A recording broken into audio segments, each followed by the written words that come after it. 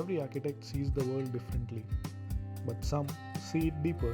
And today, I sit down with one of them, Cino Zucchi, one of Italy's most influential contemporary architects. Founder of Cino Zucchi Architetti in Milan, designer of the Lavazza headquarters in Turin, a leading voice in urban housing, and a professor whose ideas have shaped generations at Politecnico di Milano. He is a thinker who blends MIT's scientific discipline with the subtle poetry of Milanese courtyards. And in this conversation, we step inside that mind, the stories, the doubts, and the philosophies that make his work so compelling.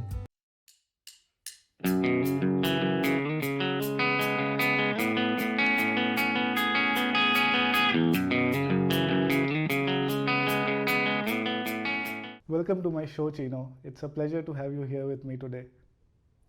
I'm very happy to have you here too, even if my house is a mess. I'm It's a okay. serial accumulator of things, so I hope you don't get scared by this environment. Your studio is beautiful. Let's start from the very beginning. Every architect has a story from where he gets the inspiration of being an architect, stepping into this profession. There's always a moment that shapes our professional lives. What was that moment for you? How did you choose to get into this field? To be sincere, I finished my high school early. This was 1973. I was 17 years old because I was 1 year in advance. And I took a bus. I went all the way to Kabul and Peshawar and back. Really? Yes, and it was at that time was a very romantic trip to go all the way down. Okay. Our final goal was Kathmandu. We had a song by Cat Stevens, Kathmandu, I should be seeing you, but we never got there. Yeah. So I got back. When I got back to Milano, I was very, very undecided what to do in life. My father was an entrepreneur, so I didn't know what to do. And I also played the drums. I was a drummer and Okay. used to go play. So I have to say I enrolled in architecture because for many people, including also nowadays students, architecture is a kaleidoscope. Yeah. It contains many, many other sub-disciplines. It's let's say, it's less perceived as less dangerous or difficult than engineering, a little bit more artistic, but in respect to the humanities, you feel you also have a job. So Yeah. in a way, this sort of strange creature, which is architecture, gets a lot of people with different attitudes, including they don't know what to do in life, to keep the choice more open. So I would say that I did it for that reason. I didn't feel any mission for architecture. I think I did it because I didn't know what to do in life yet. Okay. So then at what point did you realize that you were meant to do this? I think, John Lennon says, life is what happens while you're there making plans for life. I think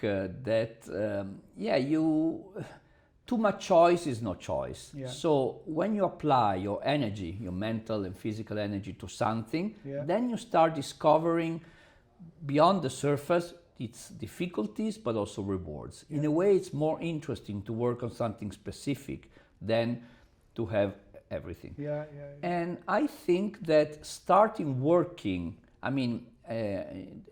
actually I have a very varied education because I went first to MIT, Yeah. I did my bachelor and I studied artificial intelligence, physics, chemistry, high-level mathematics. So at MIT I had a very, very scientific education.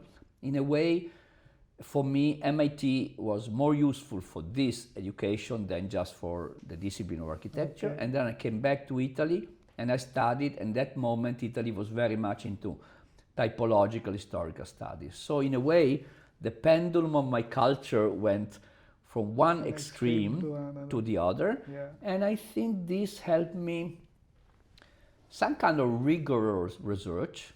I think from MIT I got a lot of critical attitude. Yeah. When I say scientific, I mean not a monolith of science, Yeah. but scientific inquiry that you make an hypothesis and then you test it. Yeah. I'm very critical.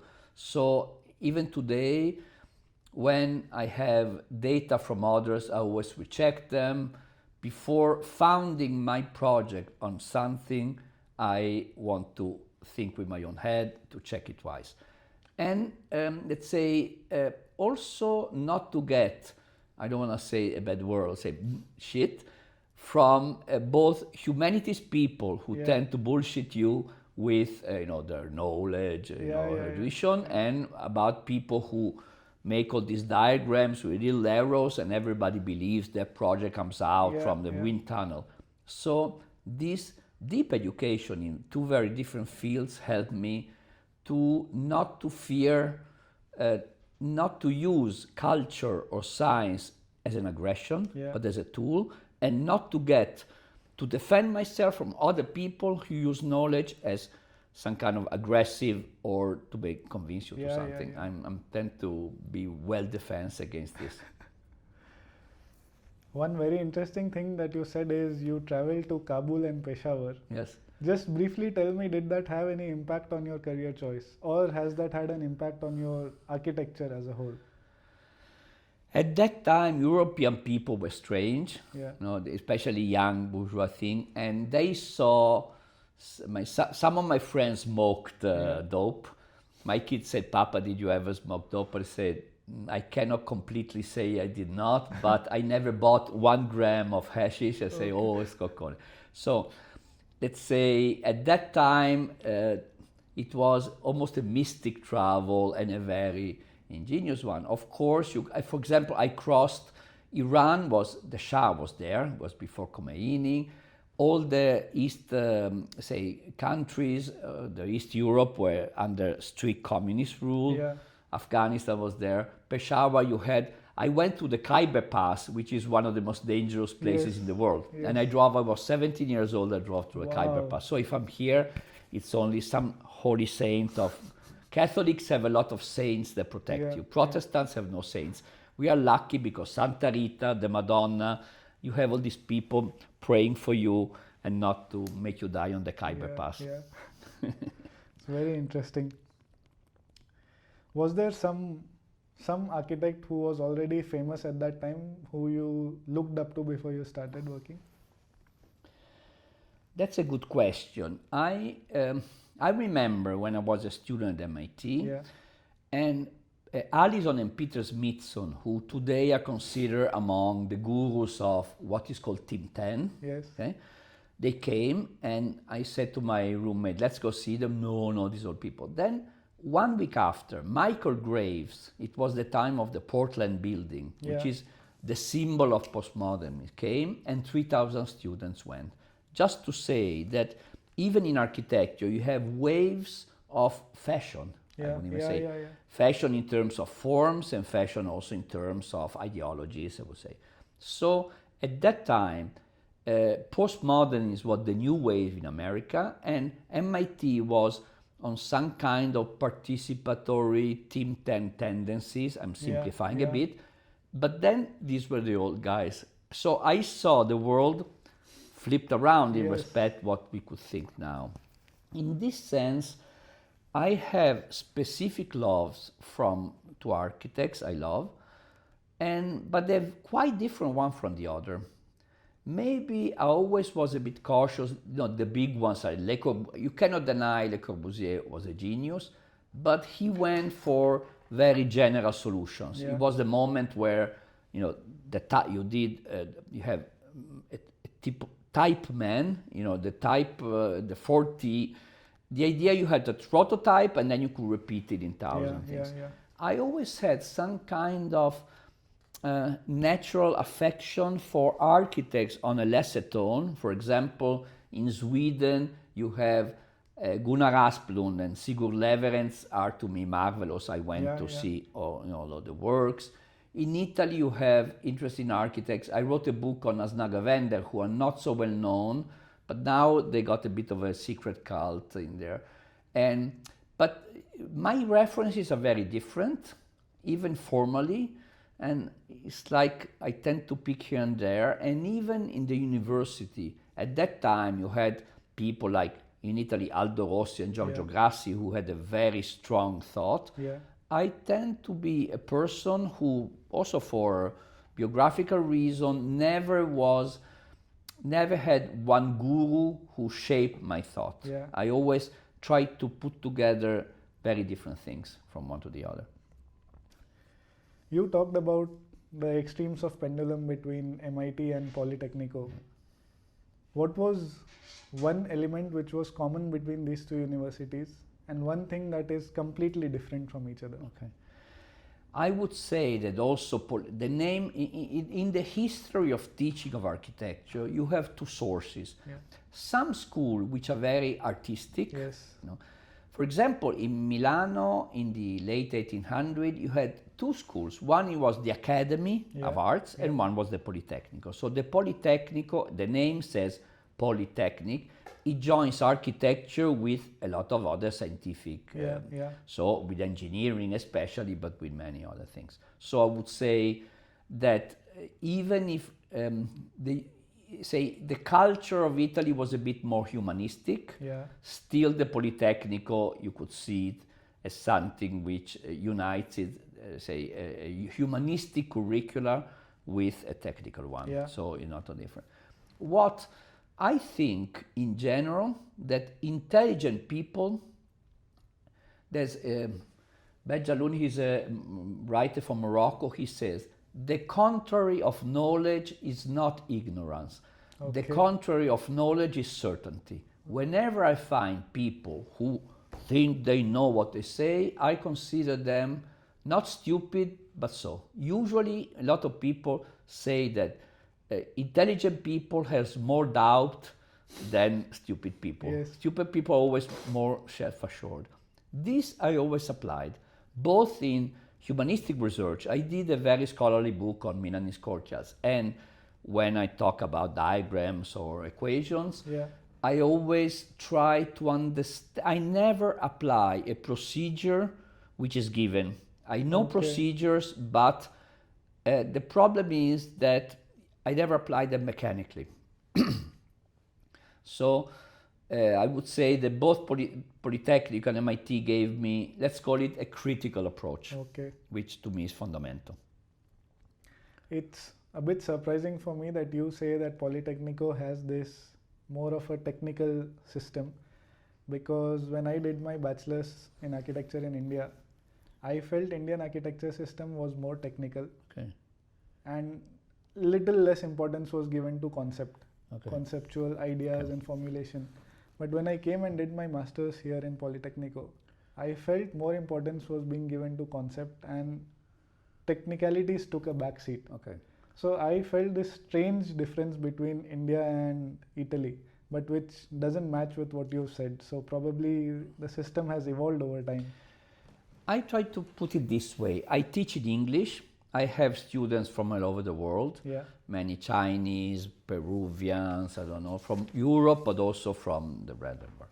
And to teach to them, you have to find what you could say common ground. It's both, on one way is the thing they know, so in the people at fourth year, so they should know a little bit of statics, a little bit of history, but also some kind of overall understanding of what is the nature of the operation you do. To be sincere, I think on the overall, architecture in Europe, not just because Italy has the Renaissance, has the break movement, but in general, I could call it some interesting between the pure artistic intuition, and the pure technical procedure. I think it has some kind of, again, I would use the word interpretation as something in between pure inspiration and pure methodology or procedure. The interpretation starts from something you observe, not just from abstract ideas, but the weight you give to each factor is up to you to decide. So, to me, the word interpretation has a bit of scientificness, because you need a specific object, but you don't apply mechanically something. This, which I find a heritage of European culture, of architecture, many times in other countries I don't feel it completely. Let me make an example. A lot of Chinese students, in a way, they expect me either to be like the technical chief, Yeah. Professor Zucchi, you are in a role put by the state. Yeah. So you have to teach us step 1, step 2, step 3, step 4, and if we apply correctly this, we'll get the result as an equation, Yeah, okay? yeah. So it's an attestation of you as a scientific authority on one side, which I don't want to do. Many times I'm more problematic than what they think. So they get a bit frustrated because I will not give them a whole set of procedures. On the other side, they see you like Giorgio Armani, or your Italian style, you have the style. Now, I'm joking a bit, I don't want to make any jokes, but in a way, these are the two extremes. The architect as an artist whose intuition should not be discussed, and many star architects do it that way. Yes. I had the occasion to make a big competition in Milano with Norman Foster and Frank Gehry. Yeah. And together we did a master plan. And that's interesting. You could say that from the rhetorical point of view, Norman Foster is somebody who manages the wind tunnel. They say the shape of my building is shaped by wind currents or the sun. Okay, so it tends to rhetorically convince you.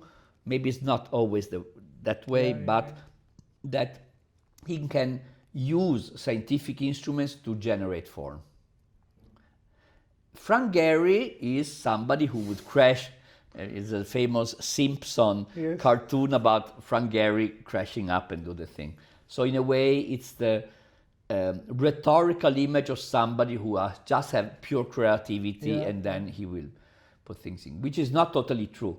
But just to say, sometimes the architects are used as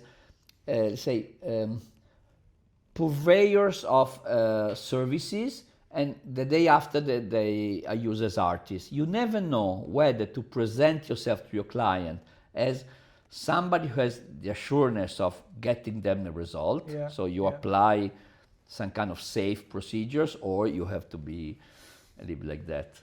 And I think it stands in between. Yeah. Let's move on to the next step of your career, which was setting up CZA. So this happened right after you finished your master's, or was there a time gap? The professor I graduated with asked me to be his assistant at university. Okay. So in a way, when I graduated in Italy, I already started to be, to have a little bit of an academic thing. I did some research also, so I always was in between putting out a professional practice and research. I had the luck to start early with direct commissions because of familiar things. Usually the first victim is always your relative, in architecture. So I did some, let's say, training with Gregotti or whatever, but after a couple of years after the graduation, I already started doing projects on my own. This means that I maybe lack a bit of rigor. Somebody who's been for a long time in a big studio learns a very organized way of working. So I learned by doing. And this to me, maybe in certain things I lack a bit of procedural thing, but it gives me freshness. It's many times you learn on your own skin. Yeah, definitely. There's a saying by Samuel Beckett. He says, fail, fail again, fail better. I believe in that. The problem is that when you fail, you do some kind of mistake, and then somebody has to pay for it. Yes. So who will pay for your first small or big mistakes? That's a big question for architects. But also we have a lot of responsibility. And the object of our art, I don't know if architecture is an art, but if it's an art, it costs a lot of money. It has to do with other people's life. It's not just your own.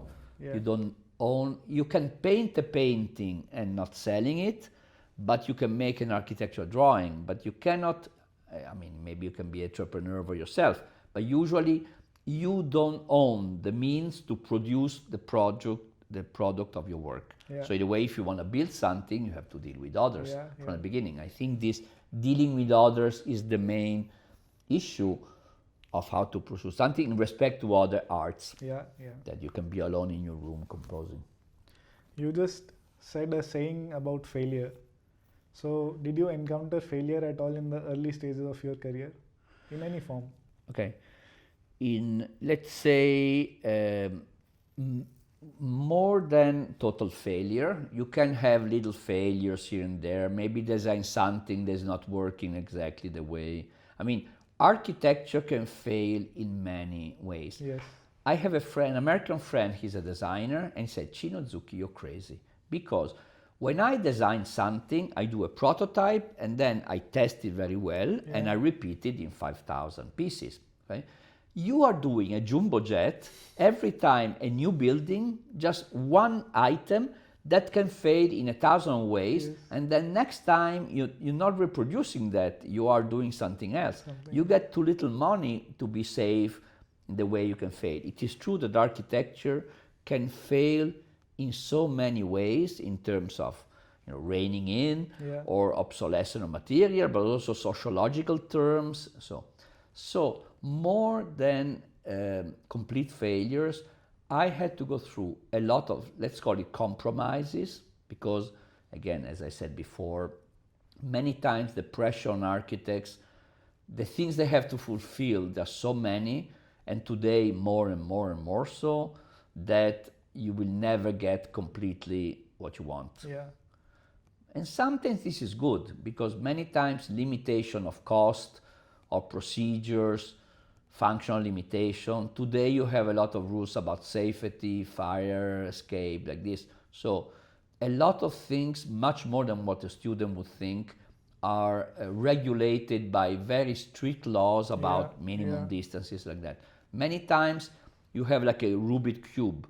What fulfills the expectation of a fireman is not fulfilling expectation of the heat engineer, is not fulfilling the what do we call it, protector of monuments and so on. So you are an individual who keep on negotiating with many different subjects, the budget person and this and that, and you have to find something.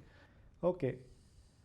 So you had a long career professionally and also academically, and you must have seen a lot of people grow under you. You must have nurtured a lot of architects who have become bigger names in the industry today.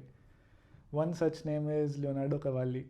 So when you talked about Allison and Peter Smithson, his name came to my mind because like 2 months back I was shooting a similar episode with him and I asked him who's your favorite architect. He named them. Okay. That's why it was more relatable for me. So do you have any memories of the time when he was working with you? Yes, he was my student in 82, 83. Was very brilliant student, very generous. I was at that time assistant of a strange figure who's called Fabio Reinhardt. He's from Switzerland. And then he helped me a bit doing the work with the book Courtyards Milanese when he was very young. And he also was working here as a draftsman. But what I love about Leonardo Cavalli is that he's curious of the world. I think an architect, you have very grumpy architects who always see everybody. He is a generous person, and for him, everything is worth looking at. And I think this generosity and openness to see things is what makes his also professional success. They built up a very important firm out of nothing. They were both my students, also Giulio De Carli was my student. And now I think they're much bigger than me. So in a way, I'm very happy because they really managed to put up a big company. But I have other, Franco Tagliabue is a very good architect. Yeah. Also, he has a small firm. And by the way, there's a quite famous architect from South America, it's called Giancarlo Mazzanti, and he has affection to me because he was here as a very young. So in the studio, some people went out and did big careers. Giancarlo Mazzanti probably is today one of the most well-known architects of Colombia. He spoke highly of you too. It's beautiful how architecture becomes a dialogue between different generations of architects and it just blends them together. Let's talk about philosophy a bit. When you take up one project, and on the first day, how do you start designing? What is the first thing that you do before you start designing? I have to say, I consider each project different. I mean, of course, I have some knowledge and experience, Yeah, yeah. but I don't like people who just apply repertoire. Many times I do this metaphor. There's two kinds of artists, Yeah. equally good, okay? In music, in film direction, in literature, whatever. The first kind tends to find one specificity, theme, and then many times, many of his works are a variation on this theme. Yeah. But then they tend to concentrate. I would say Federico Fellini in movie director or Joan Baez in music, you can recognize very much, let's call it a style, but in a deeper way. It's not exactly just doing like this. But then I think Stanley Kubrick, he did 2001 Space Odyssey. Barry Lyndon, where he used only natural light and candlelight, no artificial light. Yeah. It's an historical movie. Shining, Lolita. Still, he has a sensibility, but you cannot say the film by Stanley Kubrick is not a science fiction director. They're always a bit different. Yeah. I think Franco Albini in the old time, maybe Raphael Moneo, but Herzog de Meuron today are the ones who always surprise me. They do have a sensibility, but the project by Herzog de Meuron do not look alike. Sometimes they do a barn, sometimes they do something expressionist. It's much easier to falsify, to make a fake of Zadid or even Gehry, because you recognize more the style. I like also, of course, these architects, but I love Herzog de Meuron because each project has something to say quite specific for the context. Yeah, yeah. Is not necessarily an adaptation to the context, because in a touristic way, an American tourist will go to Morocco and wear this. You go to Venice, you wear a gondolier hat. Yeah. You go to Mexico, you wear sombrero. I don't like the idea that you adapt to local customs just putting a hat on. Yes. That's commercial way of seeing. I like people who really can interpret the specificity. For example, in Milano, the Fondazione Prada by Rem Koolhaas is a very, very intelligent project because it's not the usual Rem Koolhaas who does a very, things. It's full of episodes because he was in this mixed industrial area. Yes. In that case, also Rem Koolhaas, it's an interesting creature because he is in a way rethinking the project every time. Yeah. So I'm not saying I'm good as Herzog de Meuron or Rem Koolhaas or Stanley Kubrick, of course. I'm saying my feeling is more going case by case in general. For example, I did a house in Venice and then I did the Saleva headquarters in Bolzano. And a friend of mine said, Cino, but are these two buildings by you? And I say, yes, but they look so different. Yes, I say one was in a mountain, was the headquarters, and the other one was in Venice. So going back to what you say, I tend to look very much at the site, but not just at the site, some kind of, you also have almost a cultural context. Yeah. You understand in project what you can do to the maximum, also what you cannot do. Yeah. You have to push the condition far, but not too far to break the condition. So, and then I sketch, and I would say I let my mind go free, and then I choose with rationality. I would say I use, like in a car, you have the accelerator and the thing. I let my mind go free. Yeah. And then I apply knowledge to choose and right away understand which of these directions fulfills the thing.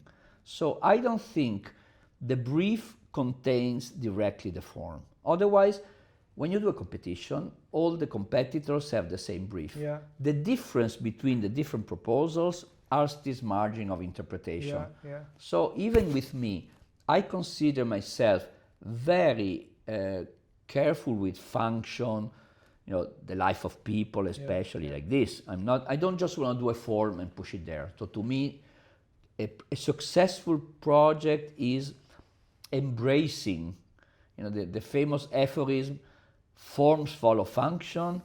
I would turn it into form embraces function, cuddles function, uh, amplify function form, it's not directly following. I think a good form tends to embrace the life of man and even the daily life. A project has only sometimes have to go in the background, not always say, hey, I'm here, don't you find me spectacular? So I think a project has to find a very good balance between being easily understandable. Today, I don't like the word iconic, but many people use that word, so to be recognizable, but also to be a nice background to the people live there, especially in housing, for example, because housing is an everyday environment. I was going to get to this next. When I look at your portfolio, housing stands out. It takes a different seat, and then there are also different types of projects. What interests you in housing? Many times we don't choose. Usually, an architect do not completely choose his project. So it's, but there's a very very famous article by Adolf Loos. He was an architect from Vienna around 1910. It's called Architecture, the name, and he says, "Let me take you on a mountainscape. Everything is beautiful, and something ruins the landscape. Is the house of the architect. Why? Whether it's a good or bad architect, the house of the architect ruins the landscape. The house of the farmer does not ruin the landscape. It looks like it's done by God, because the architect has the problem of showing off." Then he says, a house has to please everybody. Art can please only the owner.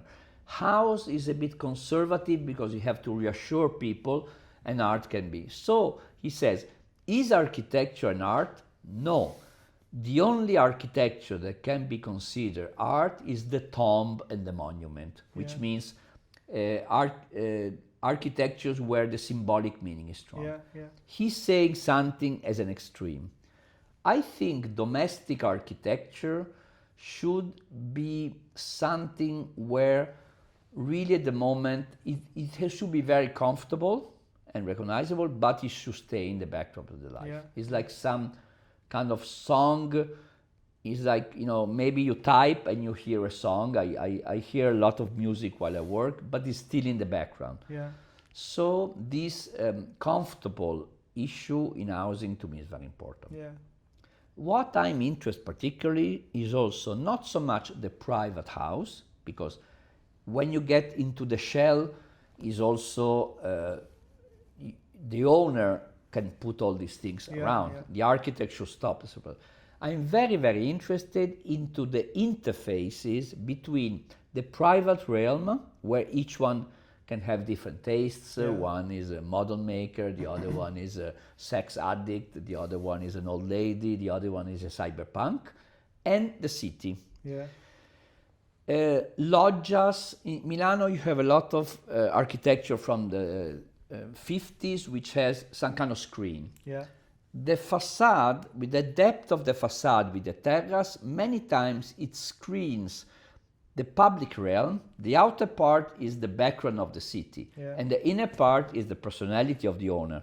Many times people put different objects on the loggias. One has a cat, one puts shoes like this. But then you need a bit of screen. So in my ideal, the transition spaces between, also at the ground floor, the issue of privacy. So I do care about the inside, but I think that the fabric of housing should also be the background of the city. If you consider housing just a typology, you will tend to generate a city which is a bit, the functionalist mode is just green spaces with many little towers, but then the public space is gone. So I always tend to see it both ways, inside in and outside in and inside out.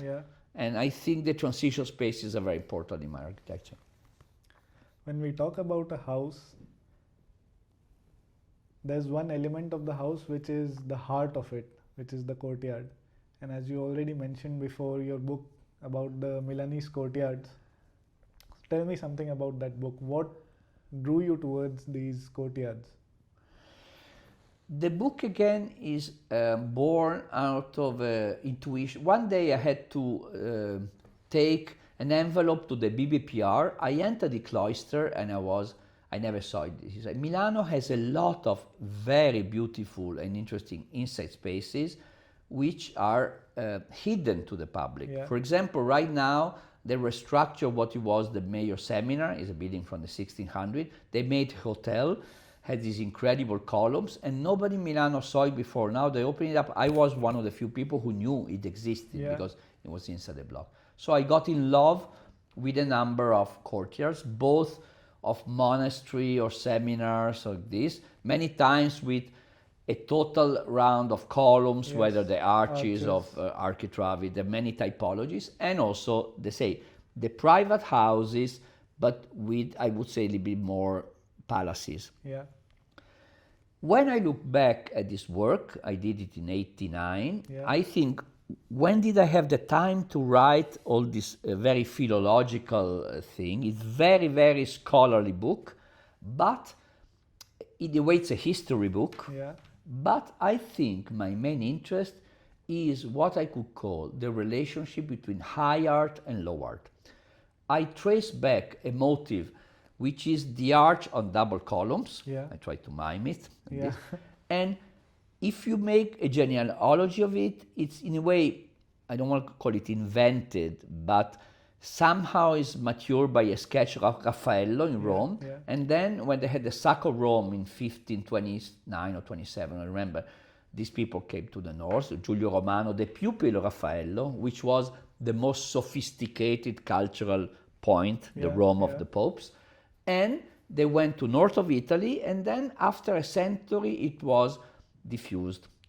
I think in many things, certain things has a high origin, and then they get popular and everybody uses them. So this issue between high and low, I would say that if you even see the things around here, my taste is something that has to do with sophisticated pop. Yeah. I like indie music very much.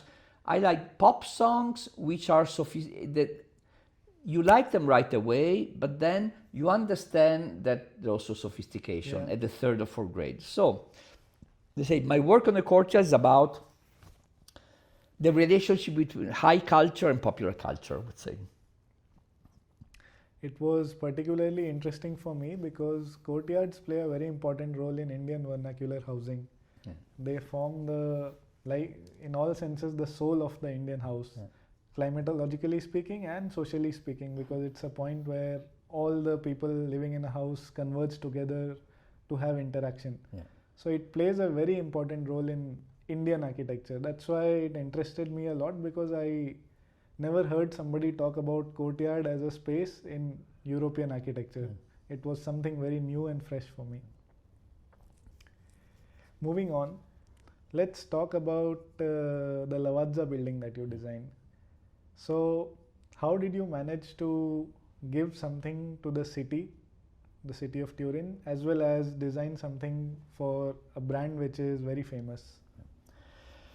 I am very affectionate to this project because it was a winning of a private competition. Okay. It was a former industrial area, and the Lavazza, which is a family-owned company still, they decided to take all their offices and gather them in one place. But the occasion was also to give a public square park to the city, and you also had some old industrial buildings which have worked. So it's not, you had the headquarters with 700 people working, you have the Lavazza Museum in an old building, but then you have a public park, and you have two restaurants. One of them, we talked together with the owners, I mean the Lavazza people, and say, why don't you put the cafeteria, which serves only the employees, out, and you open to the public, and there was, and you have to walk out to go to the cafeteria. And the employees thank me because they said, we have to open the umbrella to go to eat. We're not always in. The big American,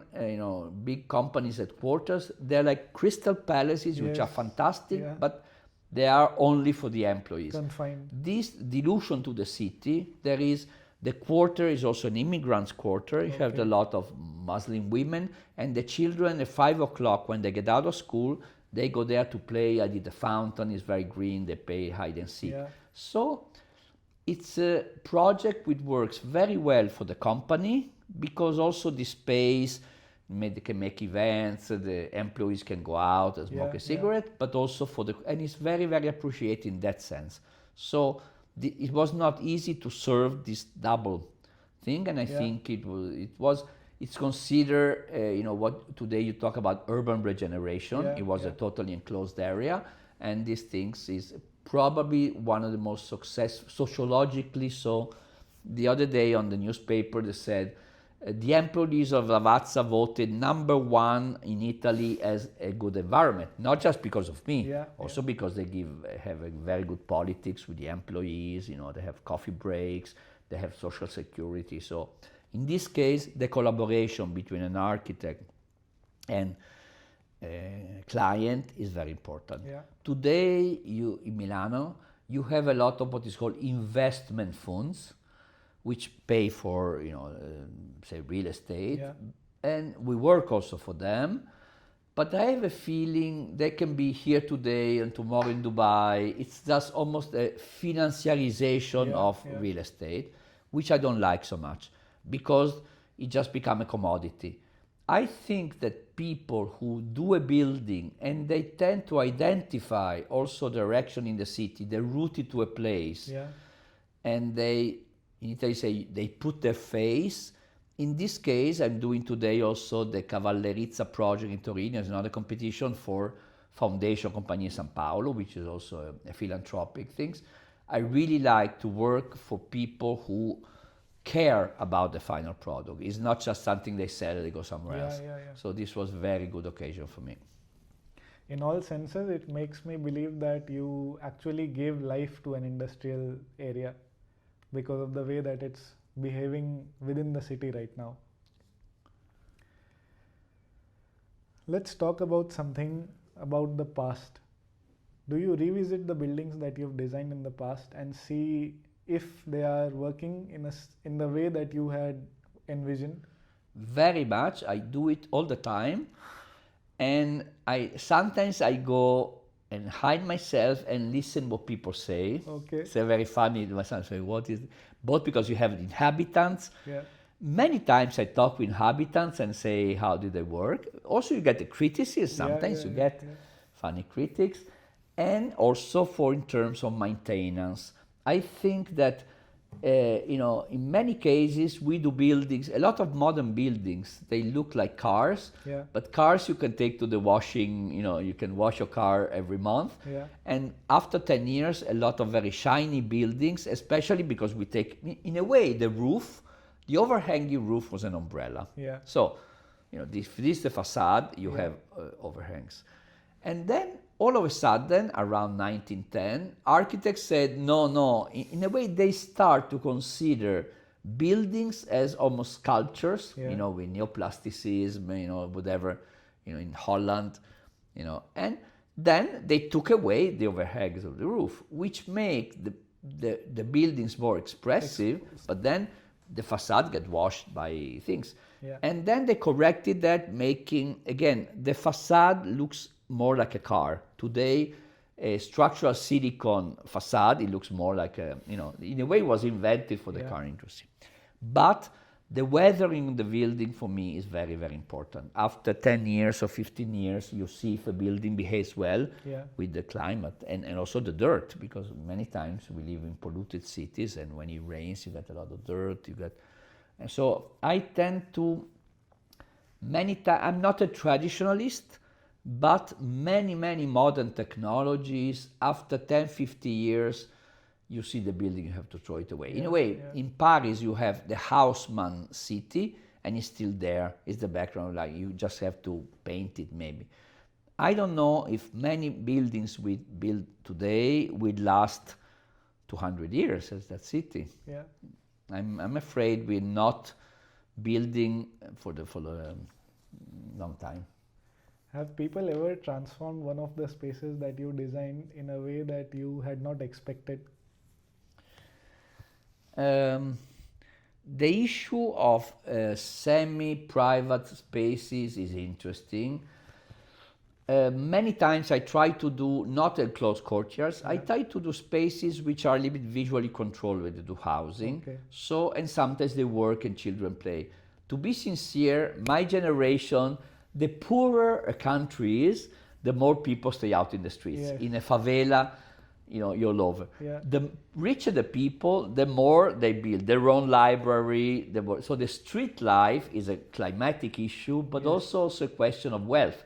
More you go in rich people quarters, the more you see the street life dies out because the people reconstruct that.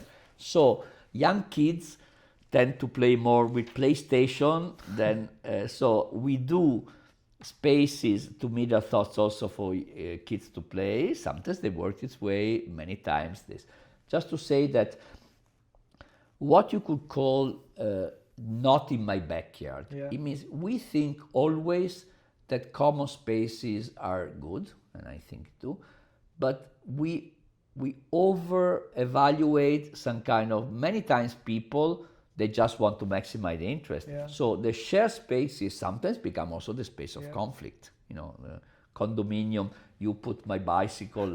So I'm careful to do public collective spaces, but I also design the transition to the private and understand you also need the private dimension. You cannot force, many architects try to do social engineering through architecture. Yeah. There's Winston Churchill say this famous phrase, we shape our buildings and from that moment our buildings shape us. It's a famous line by, I always thought, in a way, yes. For example, our studio has very nice light. When people enter, it's a very pleasant space to work. And also I see that when clients come, this sort of warm atmosphere of the studio also somehow is like seeing a dentist having nice teeth. If you go to the dentist and they say if he has all rotten teeth, you say, I don't know. So in these cases, clients are fascinated by the good atmosphere, also because of light of the studio and things. In this sense, I would say that about people, they never completely change a building. Many years ago, I did a square in a very, very troublesome quarter of Milano, the Grattosoglio. And since they had a lot of open spaces, I tried to use some existing facade of the farmhouses you should see the project to make some kind of envelope. So I tried to create with even walls, let's say partial walls, some kind of piazza in a very open neighborhood to give some. In certain things it works. Then I said, this place is so bad that certainly will graffiti the outer part because it was a reinforced concrete on the outer side and with porphyry stone, cobblestone on the inside.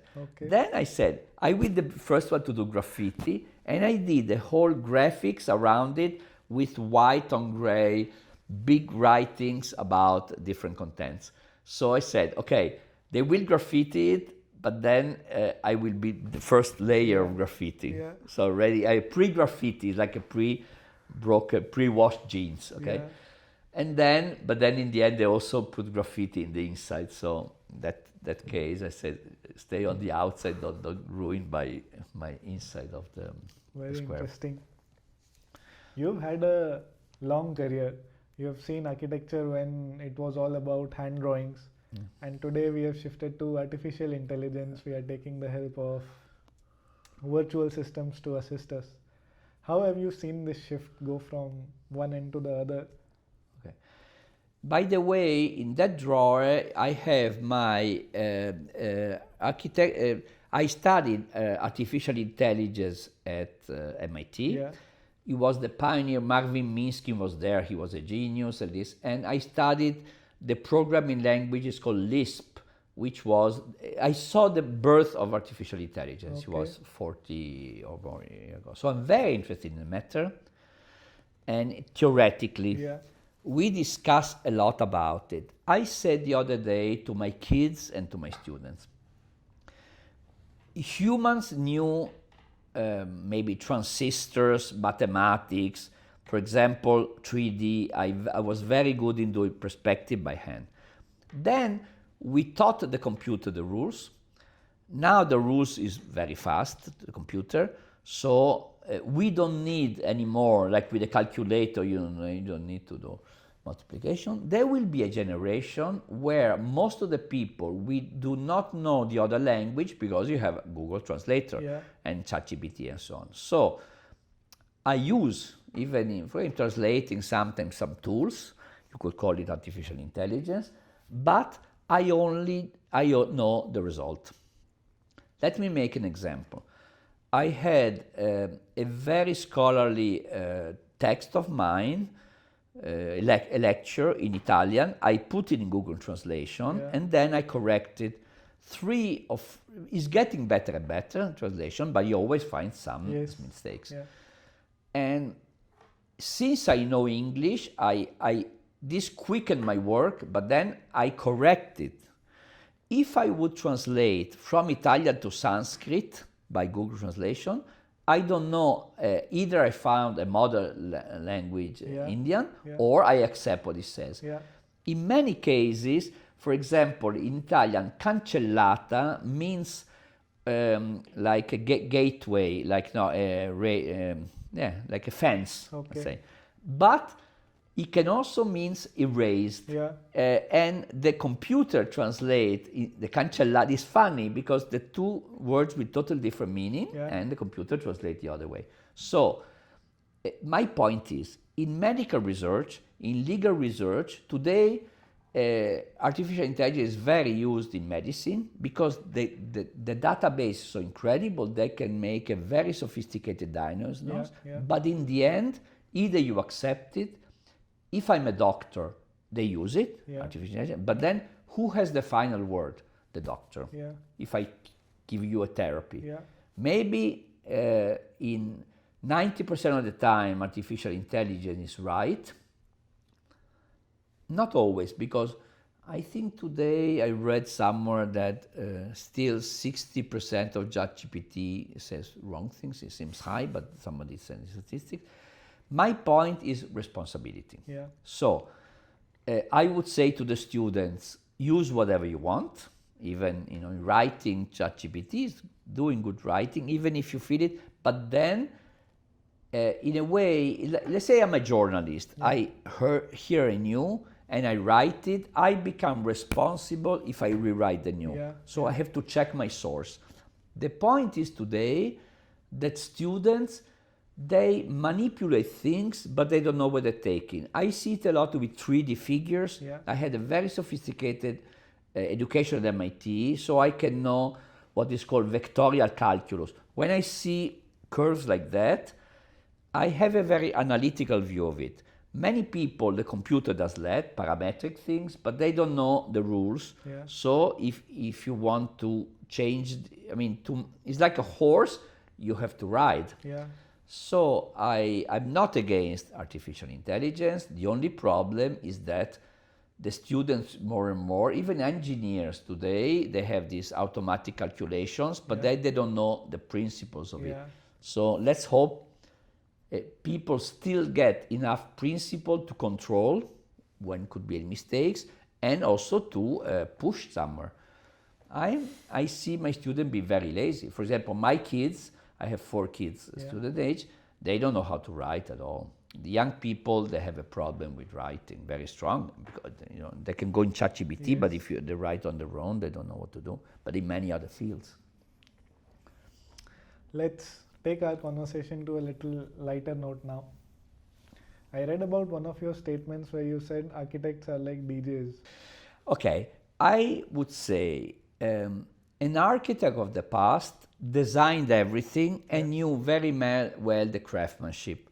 We have this famous architect in Italy called Mario Ridolfi from the 50s, and you have these marvelous, marvelous drawings by hand. He has like the section of a window with the wood and even the nail, the handle. He was also a maniac.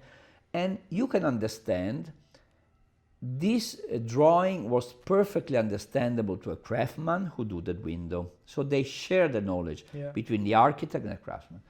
Today, we are more and more assembling prefabricated things because of technology. Yeah. For example, yesterday I was speaking with what we call facade engineering, who calculate the pressure of the wind, Yeah. they calculate the thermal inertia and tell you if the glass has to be triple or double glass. Glazed. I conceived this facade, I have a model in the other room, but then to check it and really engineer how big it is, now you have the facade engineering. Yeah.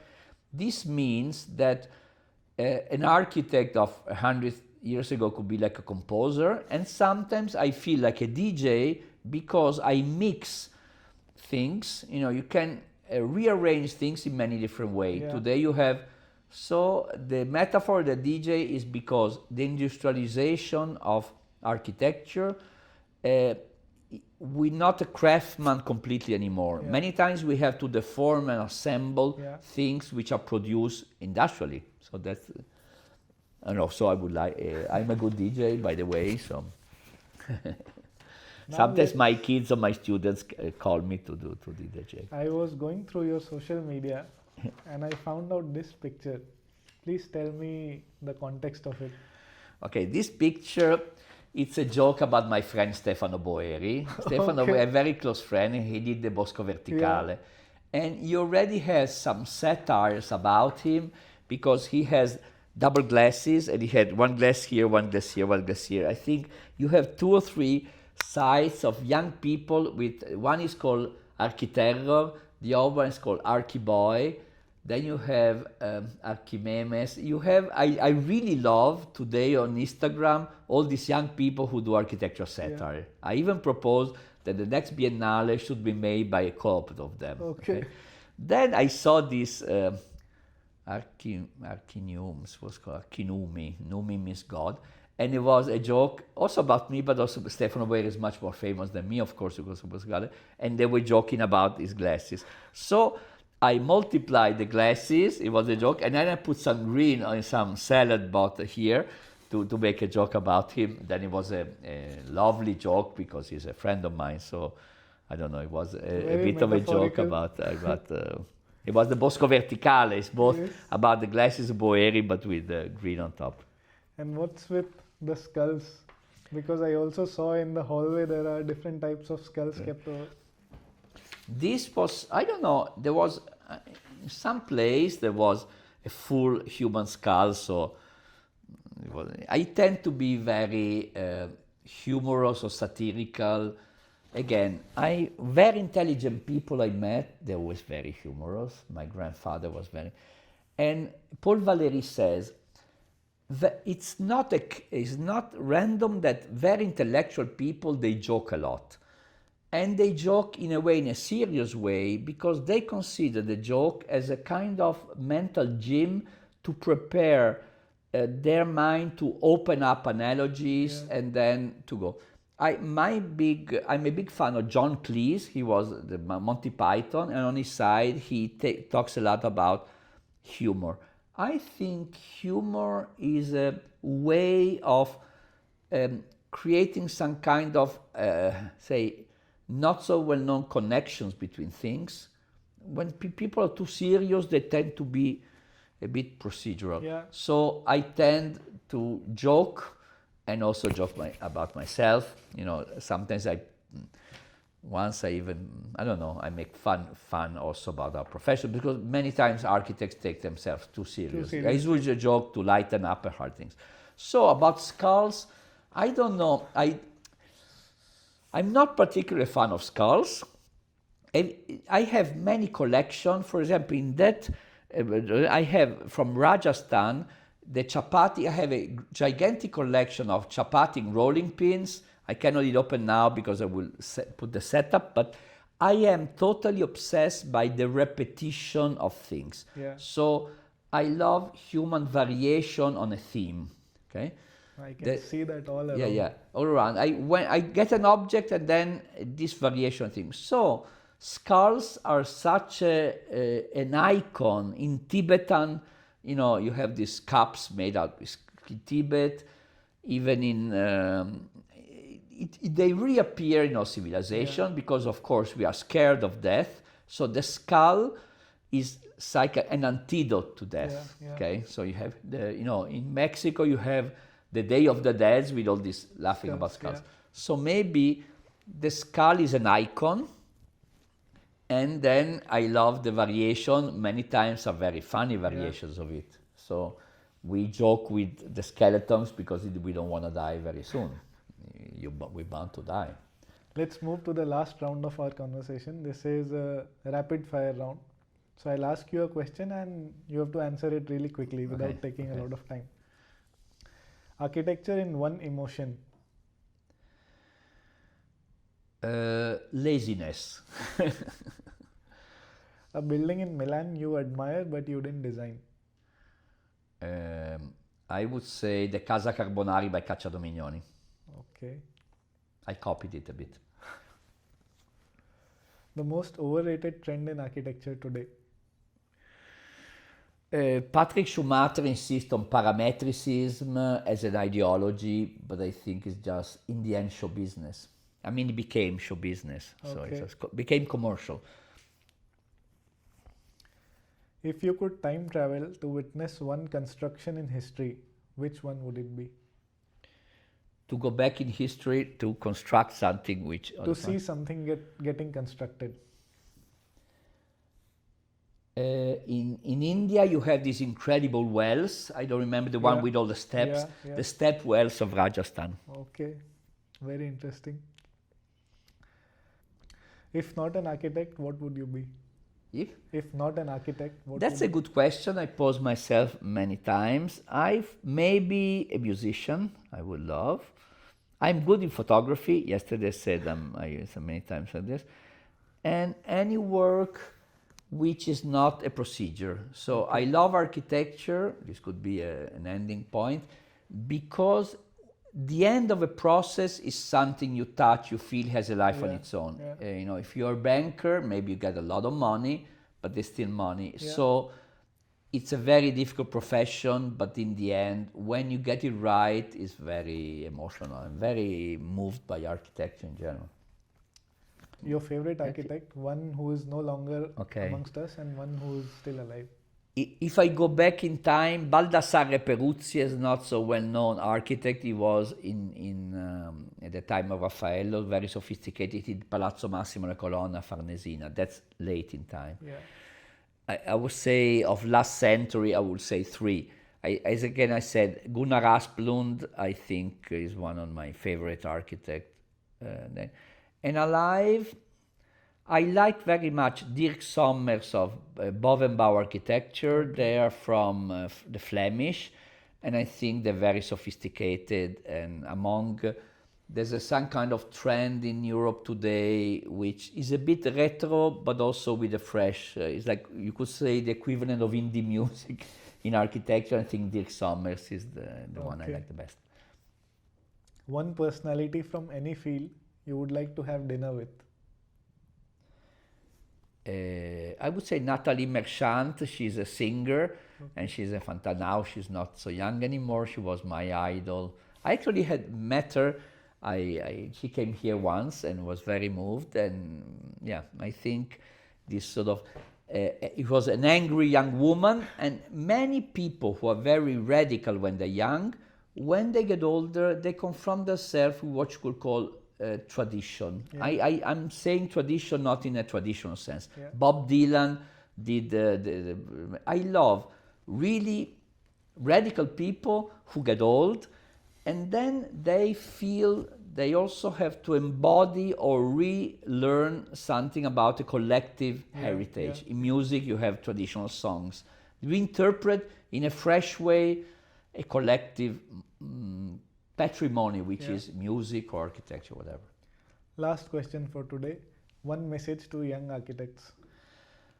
I would say again, don't choose the easy way. I think architecture has to put together so many different fields that it needs not calmness, you need enthusiasm. Many times young people, I feel them a bit not so jazz anymore, and you can get from many different sources, but still you have to do something which you still have to do with space and forms.